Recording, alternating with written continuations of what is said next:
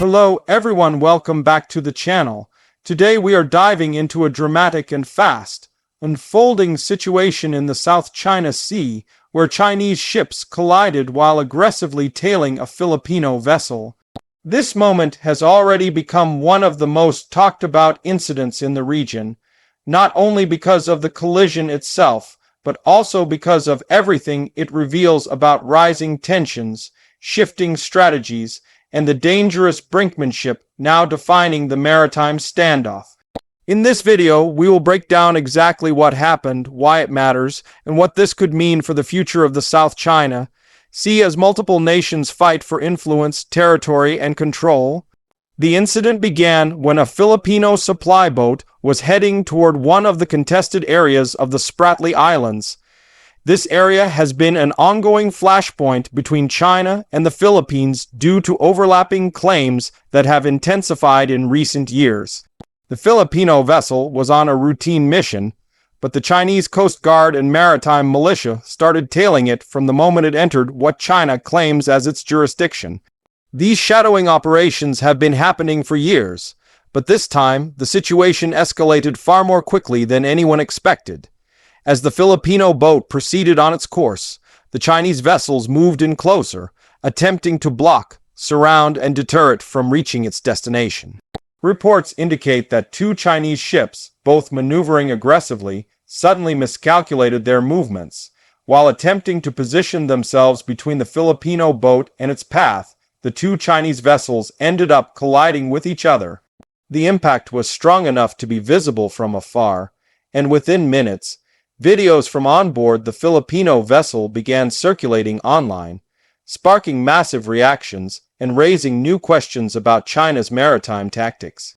This collision instantly became symbolic.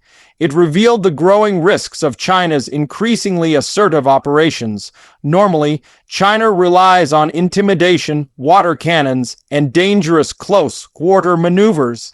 But in this case, the aggression backfired, exposing the limits and flaws of their strategy. Even though no Chinese officials acknowledged fault, the images told their own story.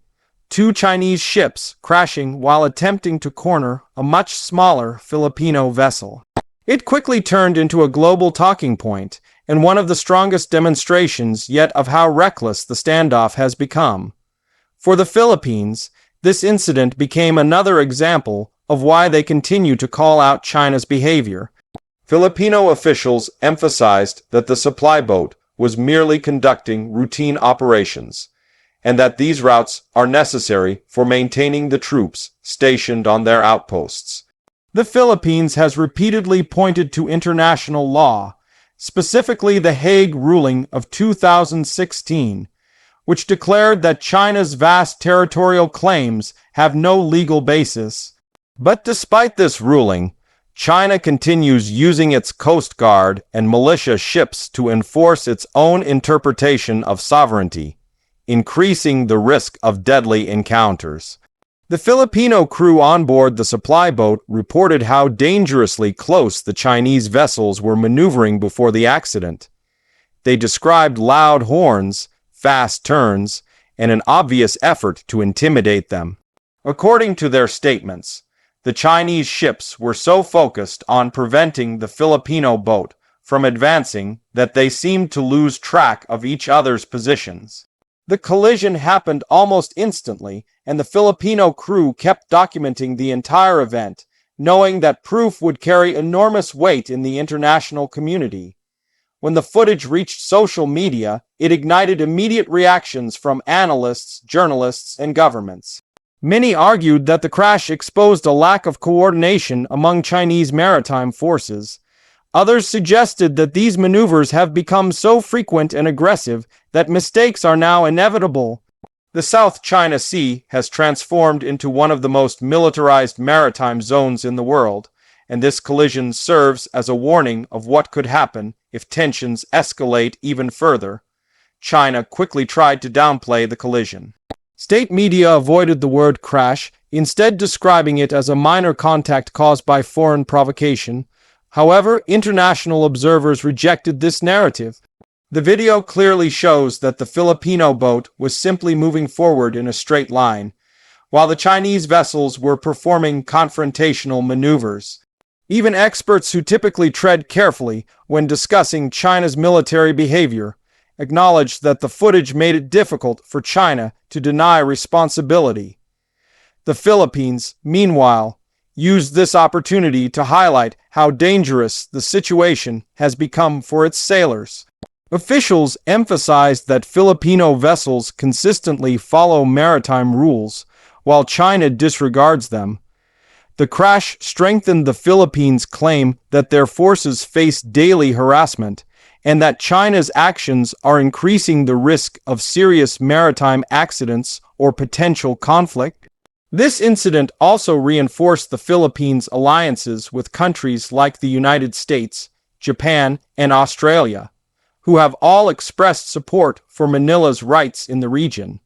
Beyond diplomacy, the event has also intensified public sentiment. Filipinos reacted strongly online, calling the collision proof that China's attempts at intimidation are now backfiring. Chinese citizens, on the other hand, were fed filtered information, with many online comments tightly controlled by censorship. But outside China, analysts began questioning whether this collision signals weakening discipline among Chinese maritime forces, or simply reflects the chaotic nature of China's maritime push. This situation also highlighted the growing role of maritime militias. China has invested heavily in deploying civilian-looking vessels that operate like unofficial military assets. These ships often move in large numbers, surrounding foreign vessels, blocking routes, and showing force without overt military engagement. The collision between Chinese ships demonstrated how crowded, hectic, and unpredictable these operations have become as more vessels enter the contested waters. As regional tensions rise, the United States has reaffirmed its treaty obligations to defend the Philippines in case of armed attack.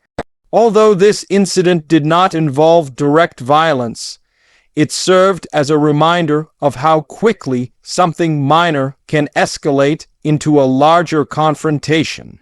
Experts warn that a single miscalculation, a wrong turn, or a too aggressive maneuver could trigger a chain reaction involving multiple countries.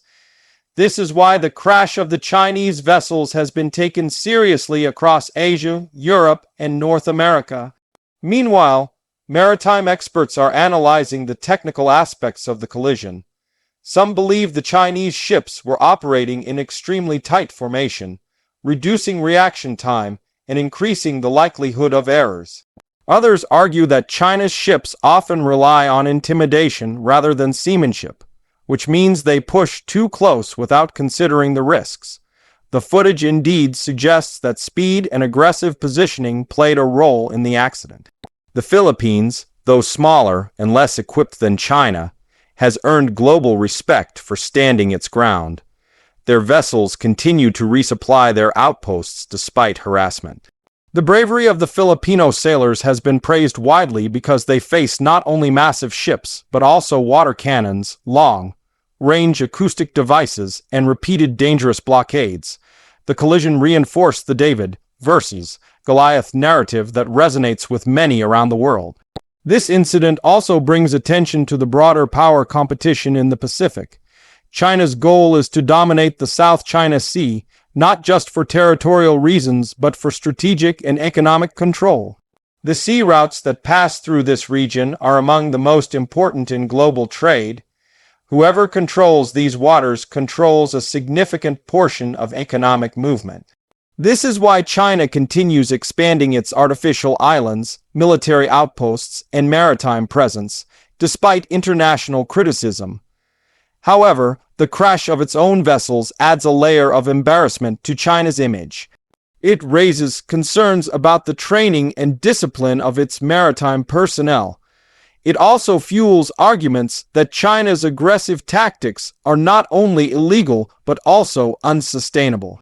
If such maneuvers continue, more accidents could happen, potentially involving foreign ships, which would escalate tensions even further. Many analysts are pointing out that if China can't manage its own vessels safely, then the risk for everyone else becomes even greater. The Philippines is using the moment to call for stronger international cooperation. They argue that countries must unite to ensure freedom of navigation and prevent the South China Sea from becoming a zone of uncontrolled conflict. The collision has strengthened global support for the Philippines because it provided undeniable proof of the dangers they face. It has also encouraged more countries to voice opposition to China's tactics. Beyond geopolitics, the incident also shows how modern technology plays a role in shaping public opinion. The fact that the Filipino crew recorded the crash in real time changed everything. Without video, the incident could have been twisted or denied. Instead, the footage became an instant piece of evidence that spread globally within minutes. In today's world, cameras have become powerful tools for accountability, especially in contested zones like the South China Sea. In the aftermath, Chinese authorities reportedly tightened control over maritime communication and coordination. There are unconfirmed reports suggesting that Beijing ordered its vessels to exercise more discipline during close encounters. But at the same time, China continues to send new ships to reinforce its presence, showing no signs of backing down. This contradiction highlights the delicate balance China must maintain between projecting power and avoiding further embarrassment. For the Philippines, the priority remains safe passage for their supply missions. Their troops stationed on contested reefs depend on these resupply runs, and any interruption could weaken their position. Despite the risks, the Filipino sailors remain determined, and incidents like this only strengthen their resolve. Their courage has become a symbol of regional resistance to China's actions. As tensions continue, many experts worry that the South China Sea is nearing a breaking point. The number of vessels operating in the region is increasing, the pace of confrontations is rising, the aggression is becoming more reckless. One wrong move could trigger a conflict that no one wants. The collision between the Chinese ships serves as a reminder of how fragile the situation is and how easily routine operations can spiral into crisis. This incident will likely be remembered as a key turning point. It revealed the flaws in China's maritime strategy. It exposed the risks of aggressive shadowing operations. It strengthened the Philippines' position diplomatically and morally. And it alerted the world to how easily an accident could spark a regional conflict. The South China Sea remains one of the most contested regions on Earth, and this collision only amplifies the urgency of finding peaceful solutions. As the world watches closely, one thing is clear: the South China Sea is entering a new phase of uncertainty. Nations are becoming more assertive, tensions are hardening, and incidents like this are becoming more frequent.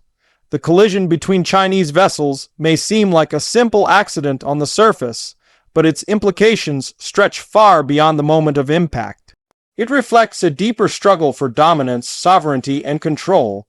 In the coming months, more confrontations are expected, more videos will emerge, more diplomatic tensions will rise, but what remains most important is ensuring that these incidents do not escalate into open conflict. The story of the Chinese ships crashing while tailing a Filipino vessel is not just about a single event. It is about a region on edge, a global power competition intensifying, and a small nation standing firm against enormous pressure. Thank you for watching, and stay tuned for more updates as the situation in the South China Sea continues to unfold.